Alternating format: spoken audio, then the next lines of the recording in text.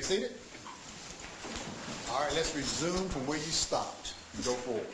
The school district area and bought our home and paid a lot more for our house because we weren't going to be deciding on a private school. It was one of those, again, right? Right. And we thought, John, when he has nice schools, there's always going to be families or people that are going to want to move. And in fact, you could go back and look in the Dunwoody prior, because when we first moved in 2007-ish,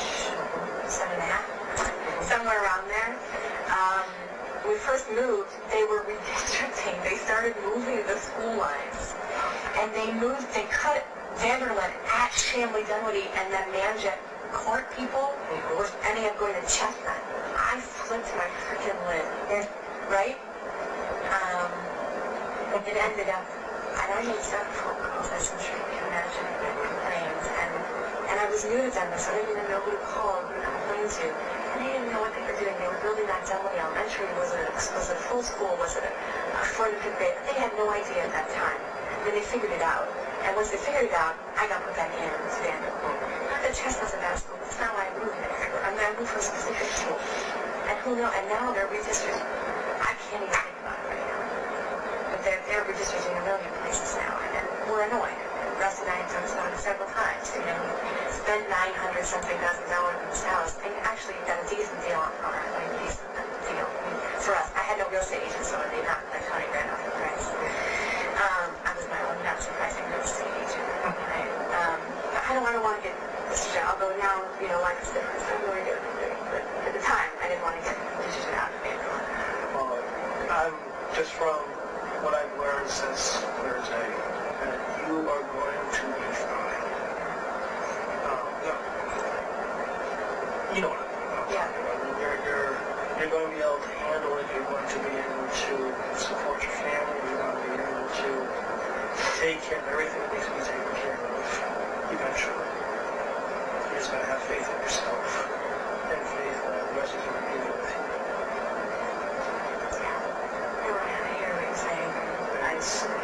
I know I've told you this several times, and I hear you. You're telling me the same thing, but well, safety's still a concern until we have this completely ridiculous answer that I don't understand. I do still feel unsafe sending my daughter back to school, or Ian back to family prep, or me, like, ASI is still very hard. And everyone's saying what you're saying. It was meant to be all of you. You'd all already be dead, or they don't make you say it. I'm not going to tell you that anymore. Okay. You heard. There's no need to be to keep repeating it. Right. One of the ways I also think about it, I don't know if it's helpful to you or not, is that this is akin to a terrorist act. Right. And one way to let the terrorists win is to stop doing your own routine. Stop doing what makes you happy. That you're letting them win. And that makes me angry. Because I am going to do everything in my power to make sure that these people don't get what they want. Take for what it's worth. You still understand that driving to that scared. The parking lot next door. At some point I had to take him to the doctor, which is too If you weren't scared, I said I was weird. And I'll tell you that I have, actually, there's been no conversation yet, but I've expressed an interest in exploring security options for my family. Nothing's happened. But a friend of a friend said they may know a security firm, and I'm just telling you that my brother's calling somebody. Now, if you do end up getting somebody that's going to be there on a regular basis as a security firm or whatever the case might be, let me know. I would, of course, Because we don't want a Dunwoody officer driving by there and say, why is this person hanging around? Right. No, I get that. All right, well, we'll be talking about how the guys that I'm married. We were talking about you and Rusty. And you went right along with all the questions I was. Okay. Very good. Very good. I'm sorry, that's the name of your first child? Your oldest? Sophia. How was the relationship between you and Rusty after Sophia was born? All right, let me tell you that story. Sophia was hard to come by. Really hard. I had a miscarriage. She was slightly manufactured in the sense that I had to take extra drugs in order to, I know this, but in order to ovulate, because I evidently don't on a regular basis, which is never something I was worried about until I had children. I didn't. And right. See, I always made a joke that if I had known that I wasn't ovulating at the time, could have had more fun. I'm serious, that was a constant joke, because every teenager I wasn't a teenager, I was 19, we were together, and who wants to be pregnant? I didn't want to be pregnant at 19. I mean, I was too practical to be pregnant at 19. But I'm just saying, if I had known I wasn't able to get pregnant, anyway. Then we're a little less worried. Correct. Yeah. Anyway, so she was hard to come by. When I was pregnant with her, we were at a friend's wedding. I got food poisoning. I did 80% of the wedding. Can you imagine? It was Rusty and I were both in the hospital, as were a million other people in a lot of other cities. The brunch was in San Antonio. It was the Sunday brunch, and there was something in the water, right? Maybe too close to Mexico. I have no idea. So I was pregnant, by only 2 months or so. 2 to 3 months, maybe. 3 months. I was very sick. There's a lot of war against me as a baby. I didn't. But something happened when I got that food poisoning. Sophia grew fine for some time inside. At about 6 months or so, 6.5 months. Did your kids? No. Oh, okay. Well, when you go to the OB, the obstetrician when you're pregnant, they measure your belly to make sure that the kid is growing, or they look in ultrasound. Yeah. And by 6.5 months when they were measuring, I wasn't getting, I was getting fuzzy big, but somehow the area that she was in wasn't growing. And you can talk to my doctor about all of this, I'd be happy to give his name and release whatever it is if you want to corroborate, although I'm not sure that's correct. At some point my doctor made a decision that she'd be better out than in. So about 6 weeks early, before my due date, they induced labor. Labor was a piece of cake for me, maybe because she was so small. She was quite tiny. She didn't cry. There was a flock of people that flew in. And again, you haven't experienced this, but Northside Hospital, which is a baby factory, which I find actually to be a refreshing or reassuring thing, they have experts in every damn baby thing there, right? And they had people waiting outside in case and anyway, they had to come in the room and help her breathe and all that stuff. Then they thought she was fine. It turns out she couldn't regulate her temperature, so they took her to the NICU type place. This is the morning after she was born. She stopped breathing while she was there. They had to, whatever, put a bag in the face, got her breathing again. And it was, I thought, the worst nightmare of my life. It was worse, but that was it.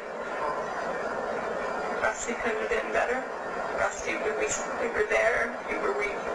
She had stayed in the hospital for almost 2 weeks. I mean, compared to the other kids who were there, all she had was an apnea, they call it, which is the inability to breathe consistently.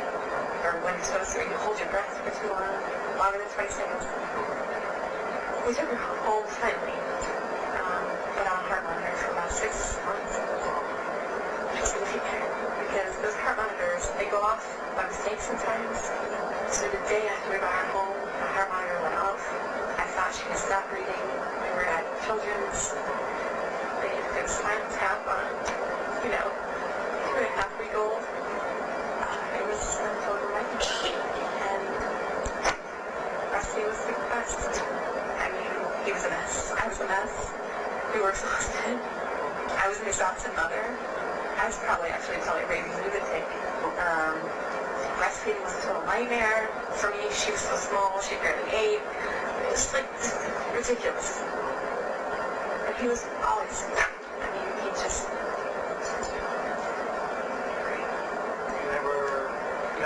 You never felt the pain.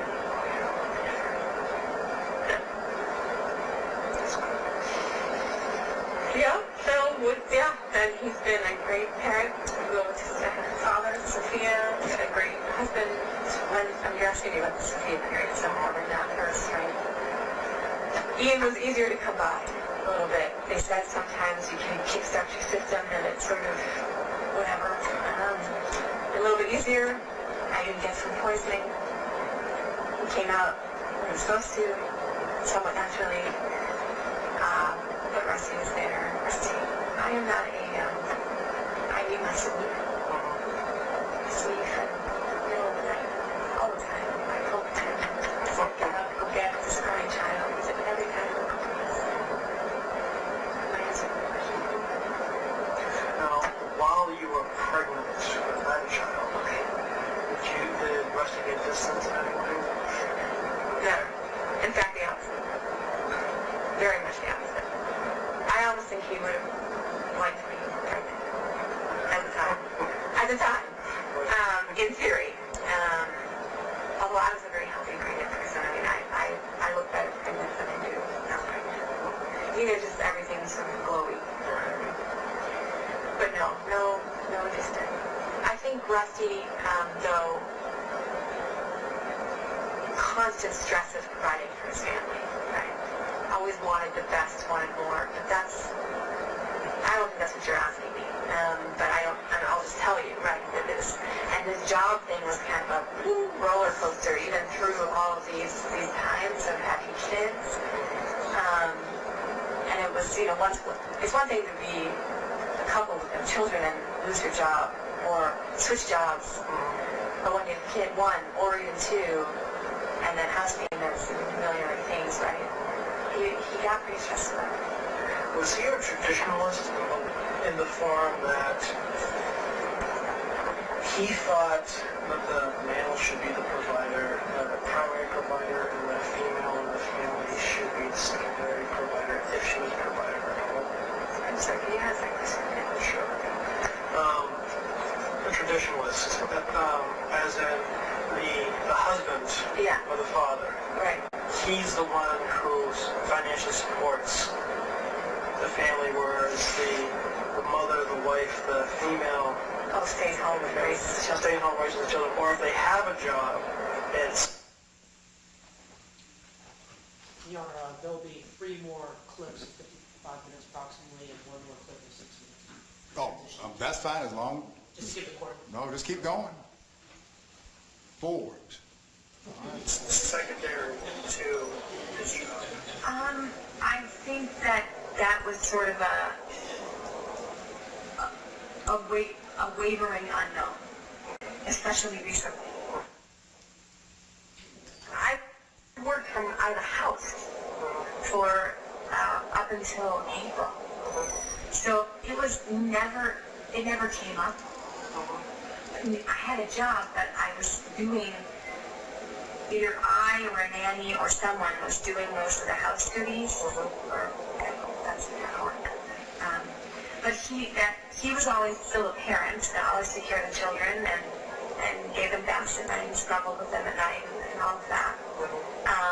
But I think once I left the home to do go to office job, there was, a period of time, right, where I think I wasn't sure whether he was thinking my job's more important than your job. But He never wished that to you? Never like that. But in fact, he always said he's very supportive of me working for whatever I want to do. But that doesn't take away from the fact that this being the provider part, I think, is true. I think ultimately he wanted me to not feel the pressure of supporting the family. He wanted to be the one to do it.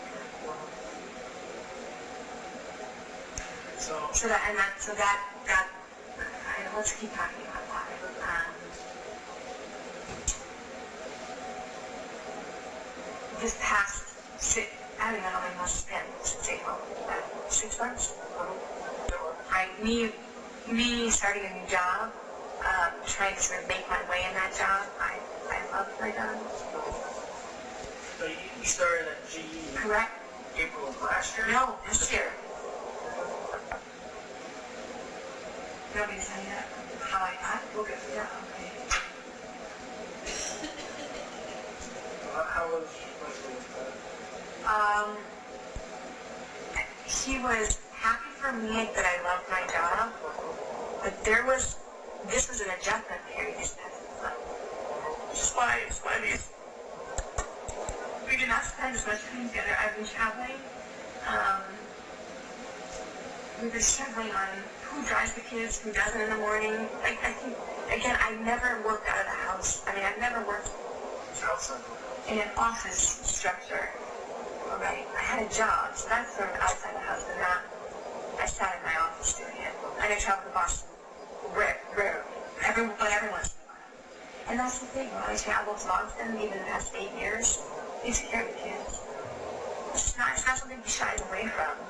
But I will tell you, the past 6 months, we were figuring it out. We hired a substantially better job. Mine? For GE. For me. In your work history, for you personally, GE was a definite step up. That was the theory. That was the theory. And it had the potential. Once I started there and I saw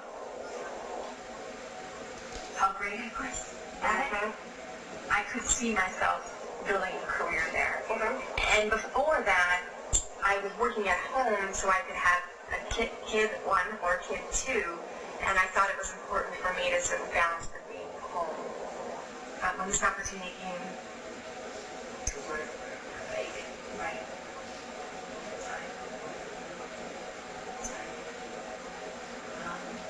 So, but my point is, there were ups and downs the past couple of months.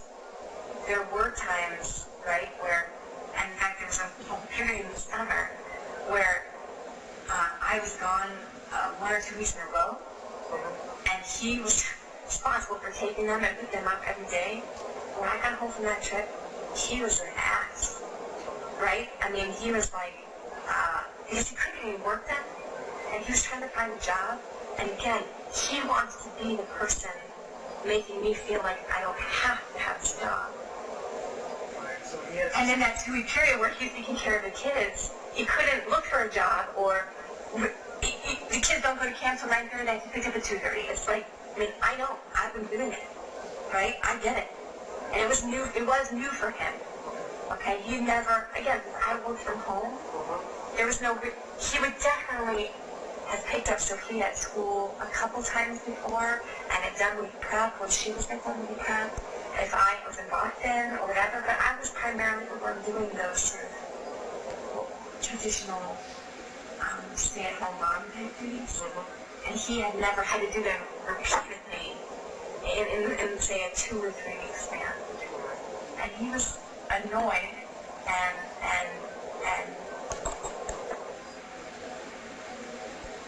yeah, he was, not annoyed at the children. He actually had this conversation specifically where he said he loves taking the children, but 5 to 6 hours in a day is not enough working time. We talked that through. In fact, then we hired and I think her name was R-E-D-M-O-N. A couple weeks back, she was a nanny. I have 2 girls that come to the house. She's the newest one. The other one has been was me as nanny since they came home to the house. Because I worked, again, I was an independent contractor. I don't get maternity leave, right? So Samantha Archer Dash-Wright. Samantha Archer Dash-Wright. She has been his nanny since the beginning. She went back to nursing school, so her time, she wasn't available all the time. And so over the summer, and that was another thing, we didn't really have any help in swimming. Rusty was unemployed. it was only my income. We were thinking we didn't have any money to hire any help. And when we talked about it, and he said, I don't have enough time for a job. I don't have enough time. We realized we just need to spend out of the savings and hire help, or else we were going to fight and keep annoying each other. And who's going to make dinner? And by the way, the hours between 4:30 and 7 are like a circus. We're becoming a circus in my house. I would come home, he would pick up one, I would pick up the other, or someone would pick up both. Because we're starting when they get home. That's a very, exhausting situation. This was before Rusty started the... No, this is during. This all wasn't? Yeah. This is all during. Correct. Because he met Neil in June. But didn't work seriously on that and had like a million other things going on that we can talk about. Once he made this offer to this mobile communications company, and it was rejected, is a harsh word, but it just, they said that's like a low ball, forget it, we're not taking it. He said, I gotta go, like, pour my heart into something. I can't sort of keep driving myself crazy trying to do tiny businesses. And Neil and him had been working tiny bits together up to that point. But once the mobile communications thing went through, he said, I'm throwing myself into this something, and that was it. And that's why it's been so successful. When did he make that decision to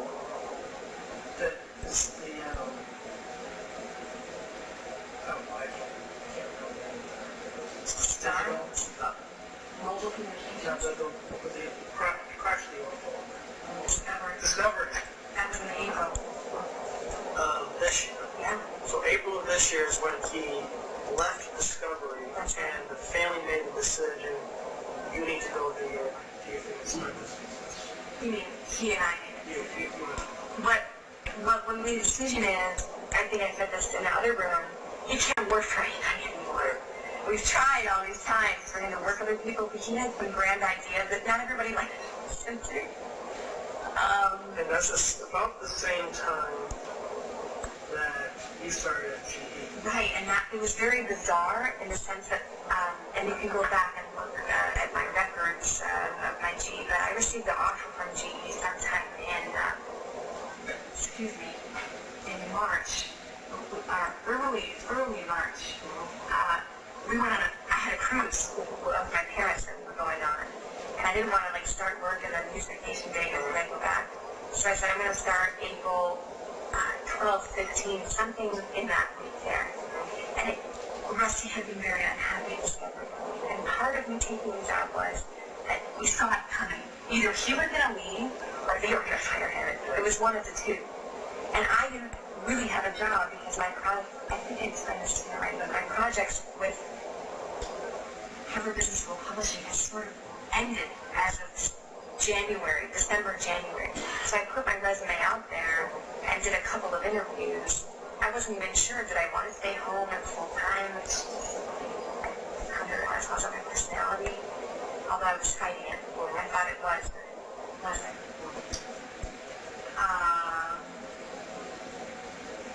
And then the GE thing came about while Rusty was still really unhappy. And by the way, he had we've had this too, but Discovery Point sort of didn't exactly provide health benefits. So we were self-insured. They gave him a little bit of money to pay for that health insurance every month, but it wasn't for full, family health insurance. So it was new challenge,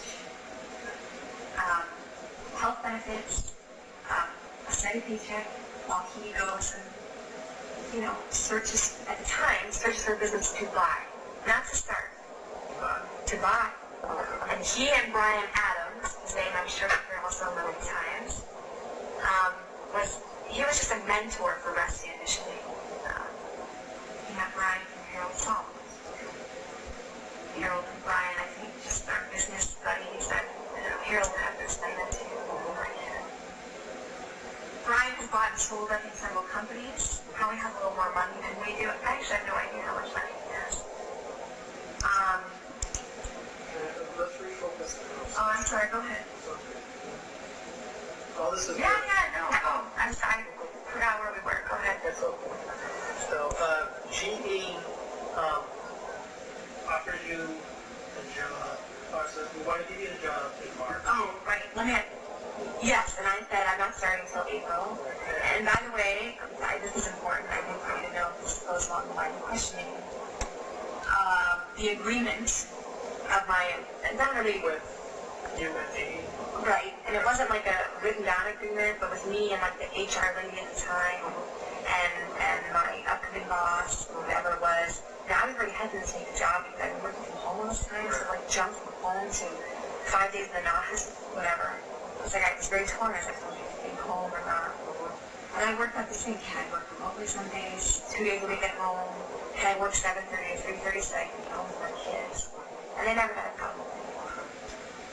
I didn't necessarily, I started really getting excited about my job and wanted that into my job. Some days that schedule happened, some days it didn't happen.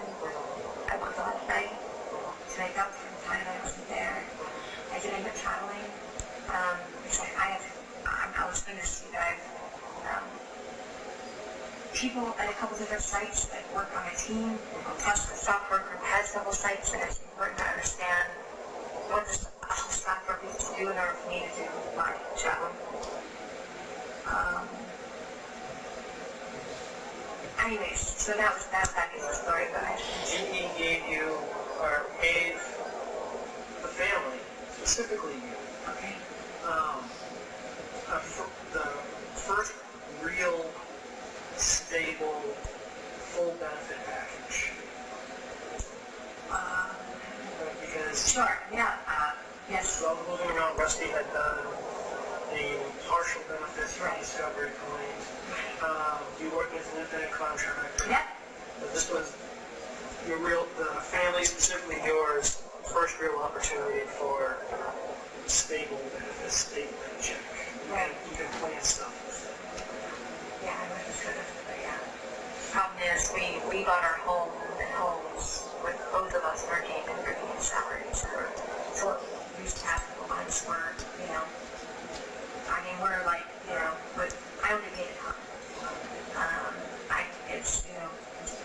Yeah, but yes, I'm sure that I thought of that when I took the job. I'm sure that was one of the reasons. I'm not going to sit here and tell you I had to end up that was the reason, but yeah, I think that was it. And I had been in corporate America before, and I thought, give it a try. I don't like it. I can leave. At the time, I had no other options with Harvard Business School or Harvard Business School Publishing. And until that came back around, which by the way did recently, they called me and wanted me to do a small project. That's a huge gap in time for me to not work, and it turns out now Rusty did not work. And we knew that was sort of coming. Either it was going to quit or they were going to fire him. So I took that job with all that in mind. Did you take the job after discussing with Rusty, or telling Rusty that, let me rephrase that. Did you take the job with the intention of Rusty leaving Discovery? No, because we didn't. We thought every day was we hope it'll work out. So no, not necessarily, but it would have given us the freedom freedom is a very big word to say. Again, our expenses starting to get almost close to exceed what I'm looking at right now. But certainly options. When you started at GE, how soon after that did Rusty leave Discovery? Well, it wasn't a leave. They came into it. Did his job end at Discovery, for whatever reason? It happened the first day I started at GE, I believe. Oh, it was either the week. I honestly don't remember. I'm going to have to look back. While going through his emails, and you can probably tell me more. Or I could look through my Yahoo account. Right about the same time? A week. It could have been the same day, or it could have.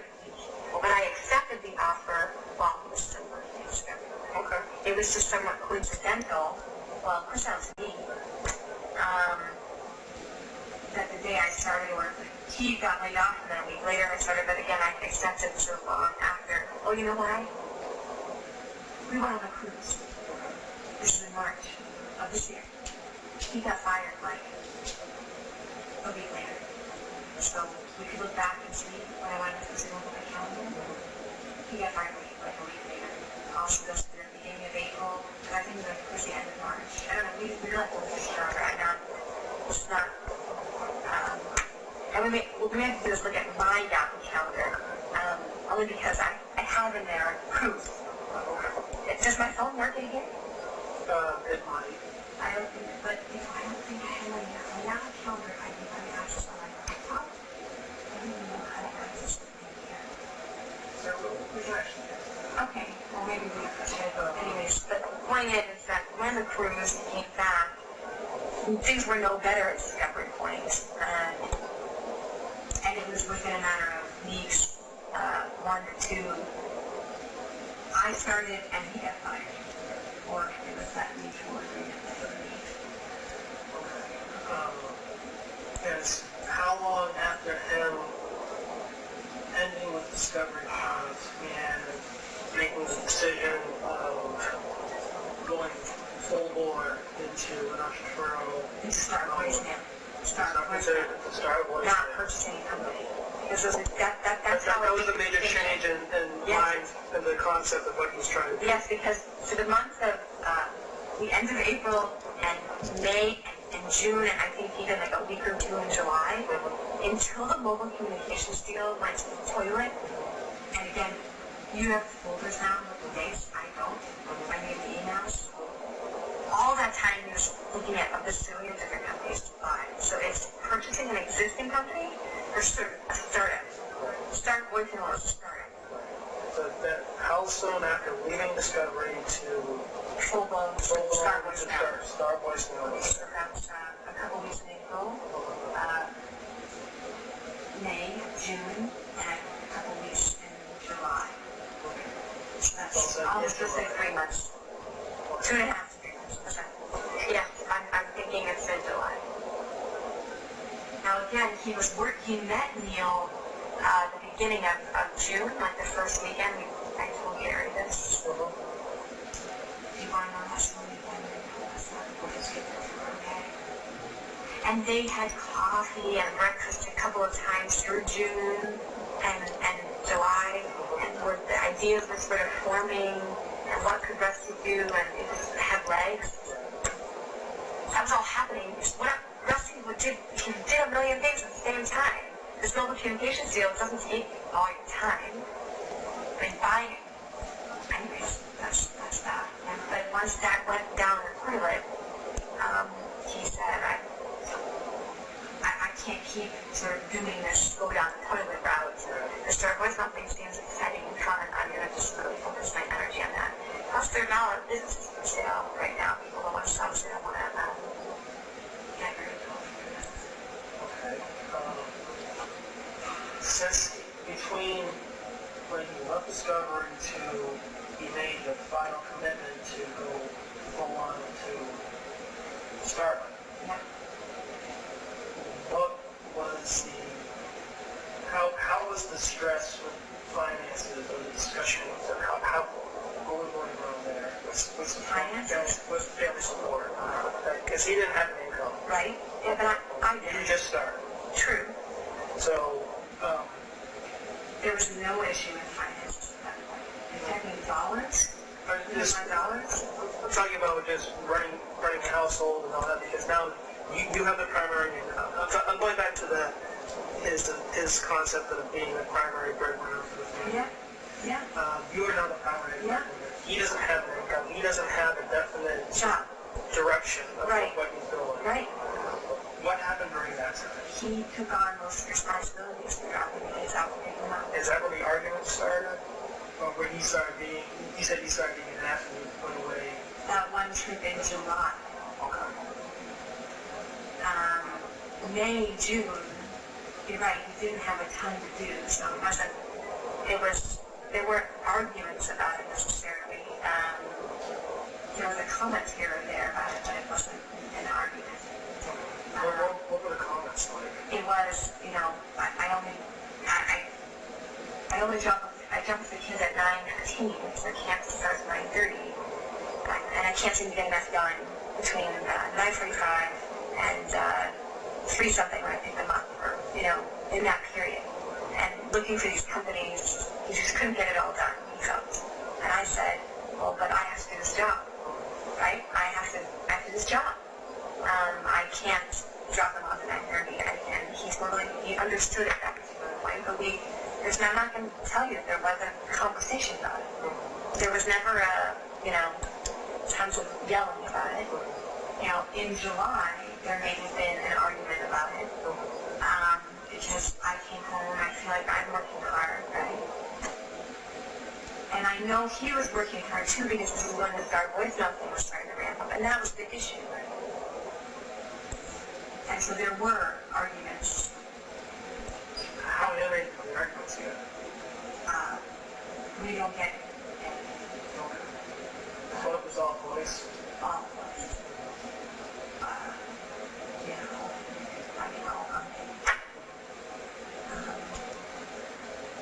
Right. We yell, but nothing, actually not very loudly. Both children, they will not speak. Yeah, I mean, I'm a good yeller.